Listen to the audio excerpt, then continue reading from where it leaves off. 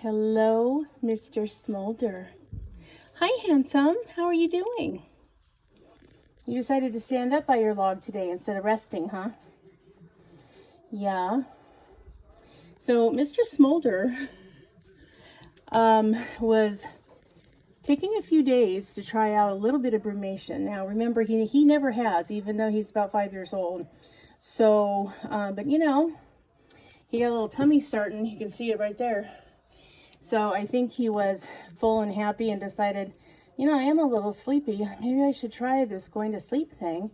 Although his timing is a little bit off because, we're into May.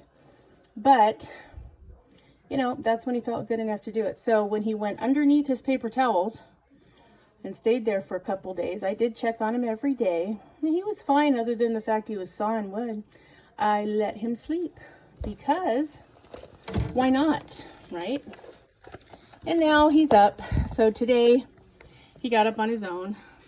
This would have been day 3. So he got up on his own. He had his bath. And now it's protein day for you, my young man. So, yeah, he's a good boy. Whoops. Good job, Smolder. So, it's not unusual for them to try out kind of in and out of brumation for the first time that they do it, but usually they're about 2 years old.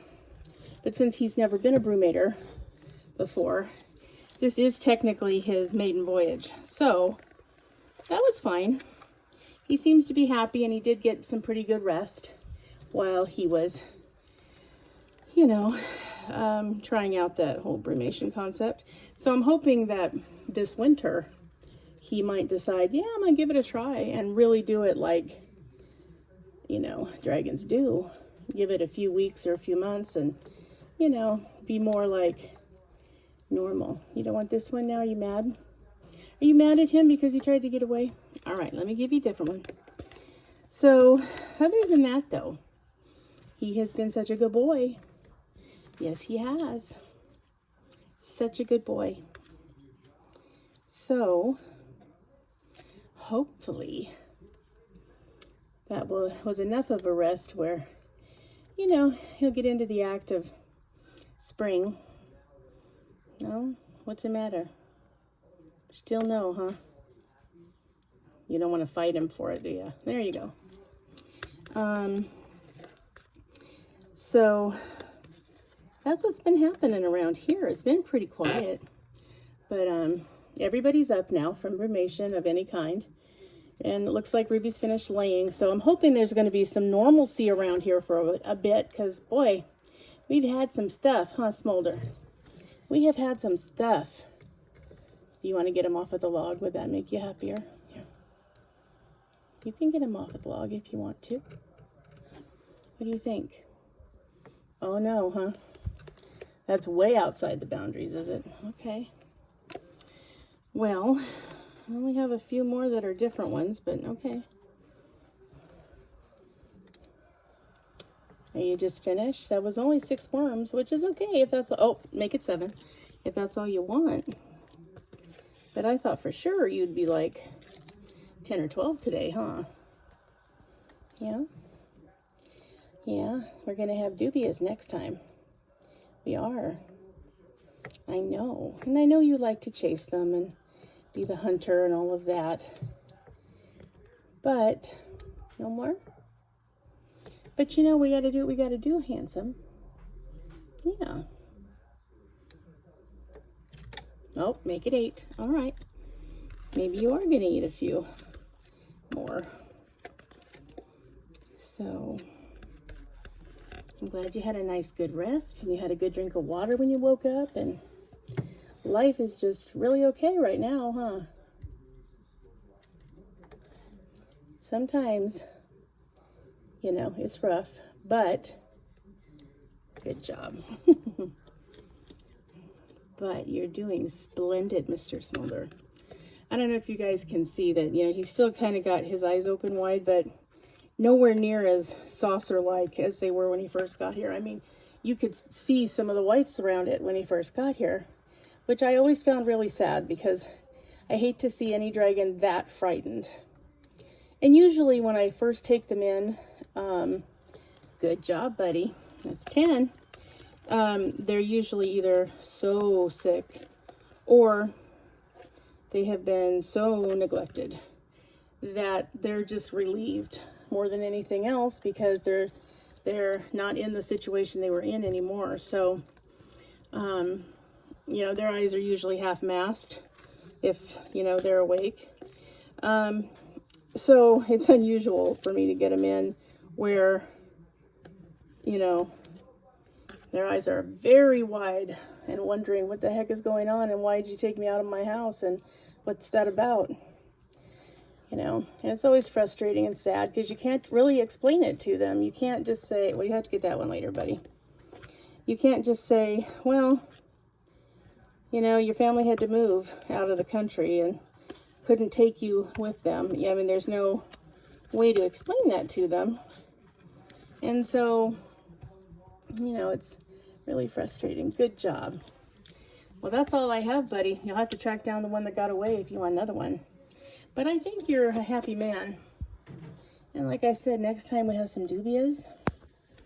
Yep, we sure will. And let's see how you did today. Oh, very nicely done. Because I think this was pretty close to full. And now, pretty close to empty, huh? He'll probably chew on some more today too, because what generally happens with him is, you know, we give him the greens and he kind of just grazes throughout the day. And then, oh, I see it, Smolder. And then when we come in the next morning to get to wash the dishes and refill them, it's empty. So sometime in the night he's eating them. There you go, buddy. You got that last one. You're all set. So, yep, he's doing really, really good. And he's had some rest. So he's a pretty happy guy for the most part. I mean, haven't had any real problems with him. He's never been aggressive. And what was kind of interesting is when we went to pick him up, the boy who owned him and owned Ruby prior to that was so surprised that Ruby never bit me. And I mean, she never did. She tried to get away a couple times and I let her do that, where she did not want me to interact with her, pet her, or hold her. And that's okay. And so I just let her, you know, she got to win on that. So that way when I did have to actually interact with her, you know, she understood it was for a purpose and, you know, we don't have any problem. The only time that she doesn't want to be held now is when she's full of eggs, and that's not uncommon. So, yeah, but I said, no, she never has tried to bite me. And so he said that he just couldn't believe it. And he said that, you know, there's a possibility that Smolder might nip here and there. Not you, huh, Smolder? I can't even picture you doing that, good boy. But nope, he's never tried either. So I'm just going to assume that it's all going to be fine. Yeah. So that's what's been going on around here. Not a heck of a lot. Merlin ate like a horse today. He ate 19 feeders, which is way over his norm. And Finn ate, let's see, he ate 16, I think, yesterday. So today he was just interested in his greens, which he ate with great gusto. You know, Finn is funny because he likes to eat sort of all at once. He likes to eat it when it's handed to him, when it's fresh. Bye, sweet Smolder. I know. I'll see you later. Good job today. He likes to eat them fresh, and he eats for 5 or 6 minutes, and then that's it, and he doesn't touch them again. So, where Smolder kind of grazes all day. Ruby eats a bunch when she gets it, and then a bunch when she gets ready to go to bed. Merlin either eats it all at once or doesn't eat it at all. And it's hit and miss with him. So, you know, their appetites are just as diverse as their personalities. But they are very good, and I'm very proud of them. They're all good dragons, and they're all doing well. So I'm really thankful that everybody got out of brumation okay. Everybody got out of egg laying season okay. Everybody has their appetite back. Everybody's doing well. Most of the shed season went well. So, yeah, we're on an even keel for the moment. Of course, you know, mating season's here and upon us. So that will be interesting, I'm sure. But at least for now, everybody is a happy camper. I think it's so funny you're standing like that. I don't know what that's about, Smolder. It's pretty funny, though. All you need is a big old long shillelagh pipe hanging out of your mouth, huh? You're just funny. Yes, you are, handsome boy. Yep, so thankfully we all survived the long, cold winter. I was worried a couple of times because we had some cold temperatures that are not typical for here. But between their blankets, their heat emitters, and covering up their enclosures, we got through it. And nobody is the worse for wear. So, yep, that's the situation at hand. I hope all of you are doing very well, and all of you are loving your scale babies. Also, there's more footage up now on YouTube with the issue down in Florida with the Fish and Wildlife Commission that I did the video on a week or so ago. There's camera footage now from the body cams that the FWC employees were wearing. It's very interesting. There's also some updates on Clint's Reptiles channel. He's been in contact with them, and he has a PhD in husbandry, and so he's been using that to actually get information. It would seem from the last bit of footage that he put out that they did not have orders from anywhere, no upper echelon, nobody, to kill those animals. And yet they say it right on the video. You know, this order comes from up above. Well, no, it didn't. And they were not supposed to be, nor did they have authorization to go out there and kill these animals. So somehow that just makes it doubly bad and even more despicable. So if you get a chance, you should watch that footage. There's more of the story about it, and there's not as much gore. So that's sort of a blessing. So yeah, if you get an opportunity, check that out. And again, if you haven't signed up to at least get the newsletter, which is free from USARK, please do so.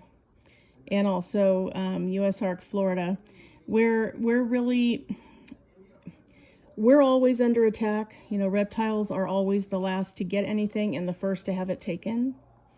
And so it's important that we as a community, when we see something as horrendous as what happened, that we make a showing of numbers, because Governor DeSantis could not care less about us, our kids, our animals, or anyone else. And so while I think it's fine to address to him an email or a letter because he's got political aspirations. So if he already knows he's losing votes all over the country because of how this is being handled, he might be compelled to act in some way. But I'm not holding my breath. I think the best thing we can do is to support the agency that's doing everything they can to protect our animals and our right to keep them. So again, if you can support USARK or USARK Florida, please do so. If you have an opportunity to tune in for May 10th and 11th, mostly May 11th, because I think they're going to be discussing at the meeting in Miami on the 10th and 11th. On the 10th, they're going to be talking about mostly the fish issues. And so the invasive species discussion will be on the 11th, as well as this issue. Also, the Q&A will be on the 11th. So if you only can watch one day, please watch on the 11th. You can watch it at thefloridachannel.com. They're going to be streaming the entire meeting. There are a couple of reptile keepers that are putting it in their description boxes. I think Intrepid Reptiles is doing it. Tipping Scales is doing it. You might even check Camp Kennan. He might have a link. Although he'll be one of the people that are hopefully going to be speaking, but he'll definitely be in attendance. So also NERD, New England Reptile Distributors. Kevin from NERD is going to be is following this very closely. They have put a lot of the footage out on their channel. I'm hoping that one of them is going to go, hopefully Kevin. So there will be some people. And I think that's important because so many states follow Florida's rule about how they handle their fish and wildlife issues. Also, what I did not mention in the video, and I probably should have, is USARK has a lawsuit that's been ongoing with FWC for more than 2 years now about the fact that we need clarification on whether or not they are even allowed really to have jurisdiction of pet reptiles, because they're supposed to be Fish and Wildlife Commission. So yes, if they go out to the Everglades and they see a snake or they see a tegu or they see some other kind of reptile, they're full well able to do whatever they need to do, including to dispatch them and move along. Now, the question is, what about the domesticated captive bred reptiles that are only pets or in the pet trade? You know, here in California, we have a Fish and Wildlife Commission. We also have animal regulation. And animal regulation does not, as a rule, handle wildlife.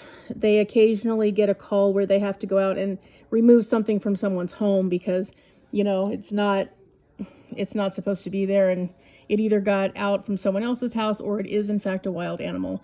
So they have to go out and remove it. But then they leave it up to the Fish and Wildlife Commission as what to do and how to handle it. So they make that determination. So they hand them over anytime that happens. But Animal Services, which is part of animal regulation, they're the ones that handle pets. Licensing for your dogs, keeping a list of everybody's microchip in the county, all of those kinds of services that we normally get. Hi, Smolder, you handsome boy. Would be under animal regulations tasks. So that was kind of what USARK was trying to get across, is that, hey, really you shouldn't even be involved with pets. And also they felt that they were putting these laws out without giving appropriate due diligence and also due process to the owners. They only gave them 90 days to remove or euthanize themselves any species that they have determined to be blacklisted. And that has changed a lot the last couple of years, so it's not even staying the same. So when they do that and they only give 3 months for these people to comply, okay, well, it takes longer than that to get the logistics out. So I thought that Chris Coffey did a commendable job getting over 100 of those snakes rehomed in that length of time. Also, there's no reason that they should not have allowed him to have a time extension to try to place the rest. Instead, they handled it badly and continued to handle it badly for over 14 months. So anyway, if you get a chance to see the body cam coverage, please do so. Please support USARK and USARK Florida if you get a chance. And please love your scale babies. I mean, we're so lucky and we're so thankful that we can keep them because they're a delight, as any dragon owner knows. Yeah, they're just wonderful, amazing little beings who want nothing more than to share our lives with us and have a little food and water sometimes, and, you know, an occasional hornworm and some heat.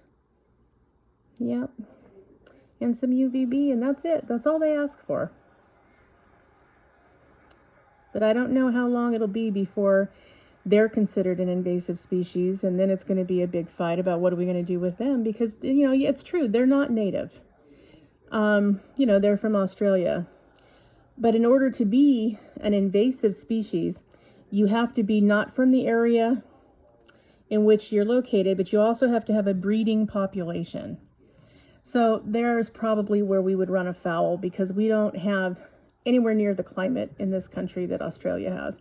So eventually they probably wouldn't survive in the wild. And usually they would be taken up by predators even long before that became an issue. So remember, do not release your reptiles outside, whatever you do. But when we see injustices like FWC is doing in Florida, we have to act. I mean, unless every state in the union decides, oh yeah, that seems to work. Yeah, let's do that. And then we really have a problem. I mean, guys, there was a time where I wouldn't have believed that this could have happened in any state of the union.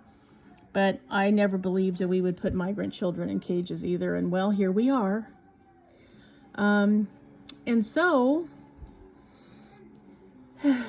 all we can do is the best we can to try to preserve these beautiful creatures and our right to have them in our homes. All right, everybody. Have a good evening and a good rest of your week. Talk to you soon. Bye-bye.